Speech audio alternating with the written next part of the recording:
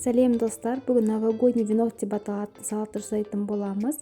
Жаңа жыл дастарханыңыздың сәнін келтіреді, тойымды әрі өте дәмді салат болып шығады. Міндетті түрде каналға тіркелуді ұмытпаңыздар. Ең алдымен біз тауық етін пісіріп алатын боламыз.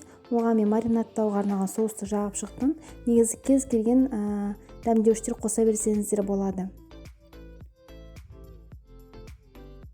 Және де осы фольгамен жауып 180 градусқа 35-40 минутта пісіріп алатын боламыз.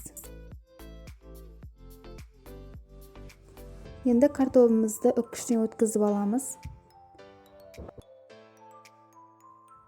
Енді кез келген тарелкамызды алып, ортасына стакан қойып, жан-жағына осылай картопты орналастырып шығамыз.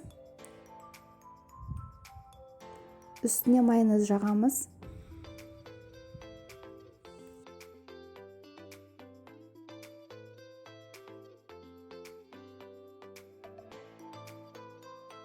Енді піскен етімізді әбден суытып алған соң осылай ұсақтап кубиктарға турап шығыңыздар.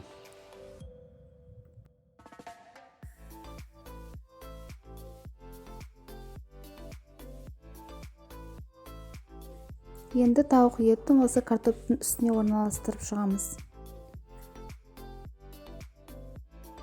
Үстіне майонез жағып тегістеп шығамыз.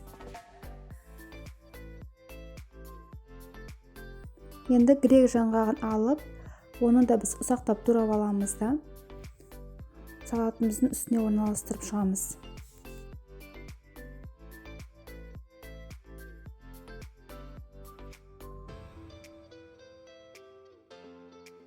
Жұмыртқамызды да ұсақтап турап аламыз.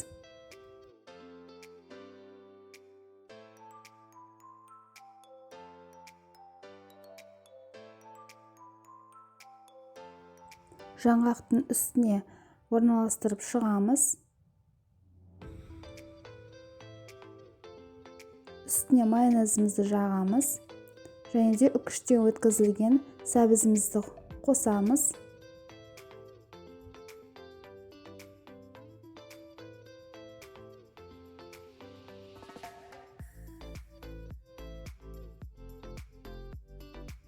Майонезімізді жағып, біркелкі етіп тегістеп аламыз.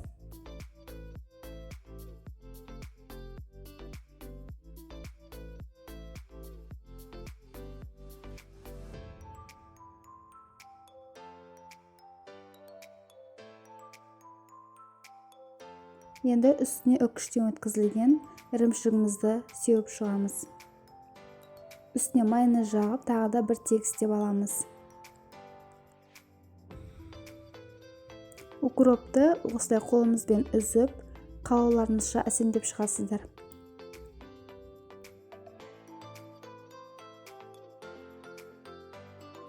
Укроптың үстіне анармен әсемдеп шығамыз. Өте әдемі болып шығады, достар. Міндетті түрде дайындап көріңіздер. Өте сіңімді, тойымды салат болып шығады.